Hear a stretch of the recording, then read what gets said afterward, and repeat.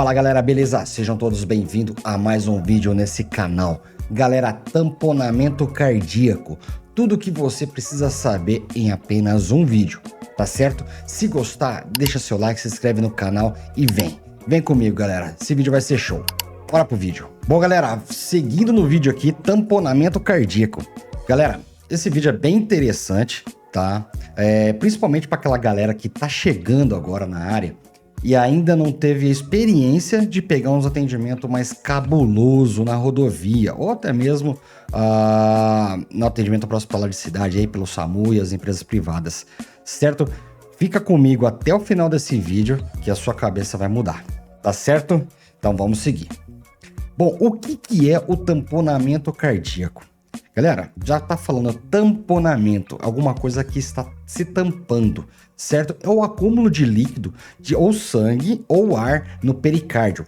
O ar é bem difícil de acontecer, tá certo? Mas sangue pode ser que aconteça da cavidade ele que como se fosse nós estudamos do pneumotórax, que o pulmão tem as pleuras, tá? O coração também tem a membrana que protege ele, tá? Vamos se dizer assim, que protege o coração, que ajuda ele a estar fazendo as contrações e expansões ali para estar bombeando o sangue para a grande circulação, certo? Então, entre as membranas ali, ocorre o preenchimento de líquido, tá?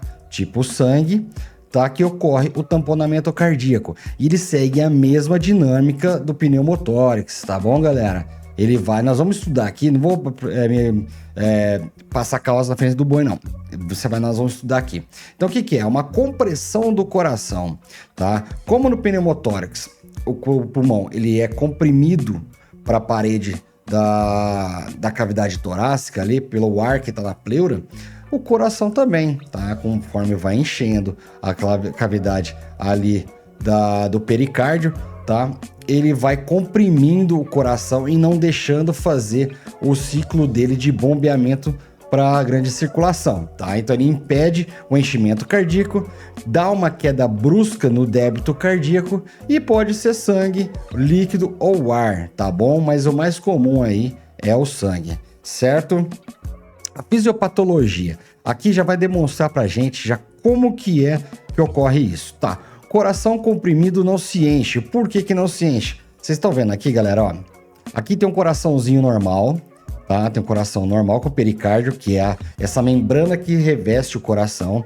E na lateral aqui, tem o coração sendo comprimido com essa cavidade aqui de acúmulo de fluido, tá? Que pode ser sangue, tá bom? Então, o que acontece? Conforme vai enchendo essa cavidade, o pulmão vai sendo comprimido ali dentro do pericárdio, certo? Bom, o débito cardíaco, ele dispensa, galera, despenca, tá? Conforme o coração vai sendo comprimido ali no saco pericárdio, o débito cardíaco vai cair, porque não tá deixando o coração trabalhar, fazer os seus movimentos, fazer o papel do coração, tá? Então, essa patologia, ela não tá deixando o coração trabalhar, tá? Vai evoluir para um choque obstrutivo, porque tá obstruindo, né? O coração para de bater conforme ele precisa para expelir o sangue por todo o corpo. Como ele não tá fazendo o papel dele, acaba ocorrendo uma obstrução, tá? O coração vira uma obstrução da grande circulação.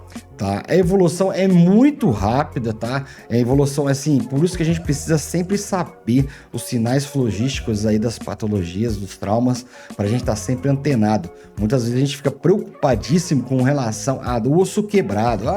Tem um fêmur quebrado, um braço quebrado, tá com desvio, e a gente acaba não dando atenção para uma área que pode ser que leve o doente à morte. Não é à toa que o PHTLS ele bate na tecla aí sobre tratar o que mata mais rápido. Certo, galera? Então a evolução é rápida e ele pode entrar para uma parada cardiorrespiratória e entra em movimentos de AESP, tá bom? Ele vai entrar ali no eletrocardiograma, ele vai ter o débito, ele vai ter lá o traçado eletrocardiográfico, porém não vai ter pulso. O que significa ESP? Atividade elétrica sem pulso, tá bom? Então, se você colocar ali e fizer o eletro desse doente, vai ter ali atividade elétrica, lógico que vai ter diminuição no complexo, vai ter vários achados ali que dá pra gente ter já uma base que seja uma patologia dessa forma, tá certo? Porém, sem pulso, certo?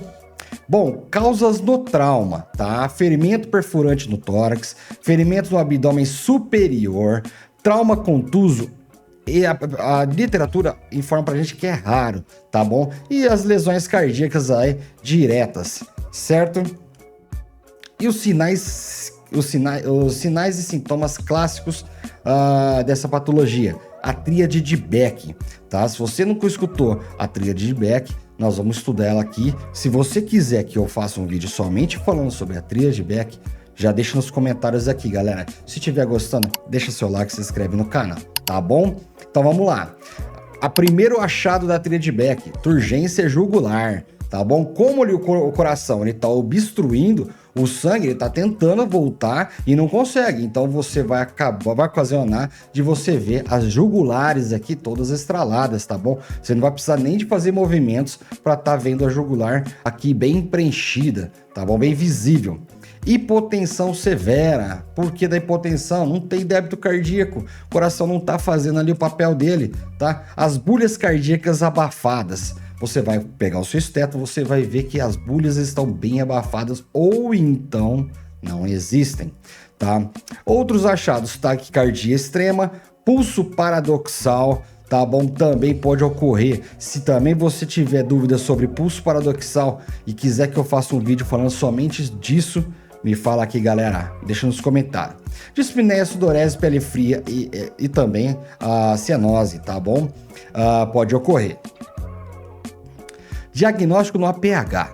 Na nossa avaliação clínica, tá bom? Na nossa avaliação ali com os primeiros respondedores a essa ocorrência, nós vamos já de cara ver que nós temos, se tiver a tríade de Beck, tá bom? Só que é o seguinte, galera, nem sempre ela vem nas 3, tá bom? Ela nem sempre aparece as 3, tá? Pode ser que de repente também não venha turgência jugular, ou então de repente não tem as bulhas ali, ou então de repente tem as bulhas ali cardíacas, tá bom? Então é bom a gente sempre ficar esperto, que de repente nem sempre vem os 3 sintomas, os 3 sinais ali pra gente, tá? Estudar o mecanismo que se for compatível. Por que estudar o mecanismo compatível? Tá? Estudar para saber como que foi esse trauma, tá bom? Ele teve esse choque com o coração, ou então perfurou o tórax desse doente, entende? A gente tem que entender o complexo inteiro. Sinais de choque obstrutivo, tá? E nos exames, quando a USA chegar, aqui nós já estamos trazendo já coisas novas, tá bom? Que o PHTLS tá trazendo pra gente e seria muito bacana se as nossas USAs tivessem esse tipo de equipamento. Um deles é o ultrassom da FAST, tá? É um ultrassom bem bacana, tá? É uma peça só, parece esse negocinho de trocar aqui os slides, tá? Que o médico consegue já ter assim um diagnóstico preciso, sabendo se ele vai precisar fazer ali uma pericardiocentese.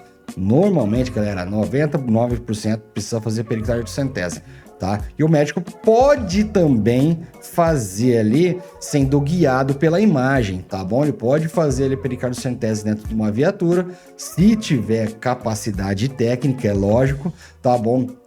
Ele pode estar fazendo ali com auxílio desse ultrassom, tá bom? Ecocardiograma já é direto no hospital, mas a nossa USA tem como também fazer um traçado eletrocardiográfico, tá bom? A gente vai lá e roda o eletro no doente e a gente consegue ver ali que no complexo QRS está diminuído ali e já tem sinais que ele está entrando em AESP, tá bom? Ou então de assistolia, tá? Que são os dois parâmetros que a gente pode ter ali, nesse caso, do tamponamento cardíaco, tá bom? O que nós podemos, comunidade de suporte básico, fazer?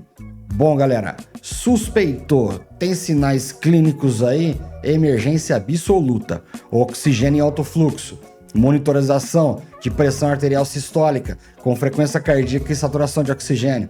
Se der, tá? Semi-Fowler, posição semi-Fowler. Se der. Normalmente, se for um politraumatizado, não temos como deixar ele na posição semi-Fowler, tá? Porque ele vai estar ali com restrição de coluna, de movimentos da coluna, então acaba não dando por causa do protocolo de atendimento do politraumatizado, certo? Transporte rápido para um centro cirúrgico, tá? Para o tratamento definitivo, um hospital que seja de grande porte, tá? E que tenha as equipes ali pronto para estar atendendo esse doente. E a comunicação com o hospital, certo? E uma outra coisa que eu até deixei aqui, a básica não realiza pericardiocentese, viu, galera?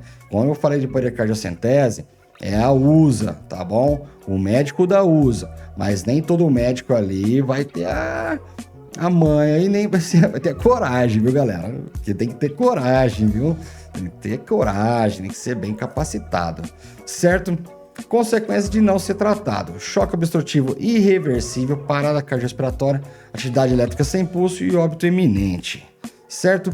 Bom, resumo do atendimento. Galera, como eu trouxe aqui para vocês aqui, deixa eu voltar aqui os slides.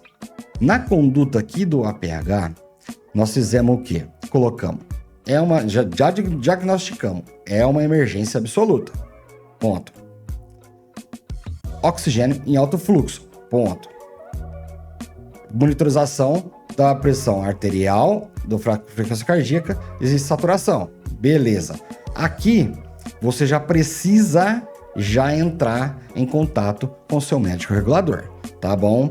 É isso que você precisa saber, porque você precisa diagnosticar, você tem ali a visão do atendimento, tá? Oferta oxigênio e já faz monitorização, porque você vai precisar de passar dados para esse médico, certo? Então, você tendo dados, você já consegue fazer sua regulação imediata e já chamar ele para atendimento ou até mesmo já fazer a regulação direto para o centro de tratamento definitivo, tá? Vamos lá. Então, reconhecimento rápido é de suma importância, regulação rápida, tá, galera? Por isso que a gente precisa do médico no local. Nós, sozinhos, como suporte básico, não vamos fazer verão, tá bom? É a USA que vai dominar o atendimento, é a USA que vai, se necessário, se o médico achar necessário, fazer os procedimentos ali dentro do local, certo? Foi o que eu falei para vocês, normalmente o médico transporta em emergência direto para o hospital, certo? Suporte ventilatório e circulatório, transporte emergencial e a comunicação junto ao médico do hospital, tá? Com a regulação ali, o médico regulador ele já vai fazer a comunicação ao hospital de referência, mas mesmo assim, quando a gente chega no local, a gente vai passar o caso, a gente vai passar todos os achados clínicos e traumáticos para os médicos, então é de suma importância a gente estar sempre atento. Galera, tirei da onde tudo isso daqui, galera?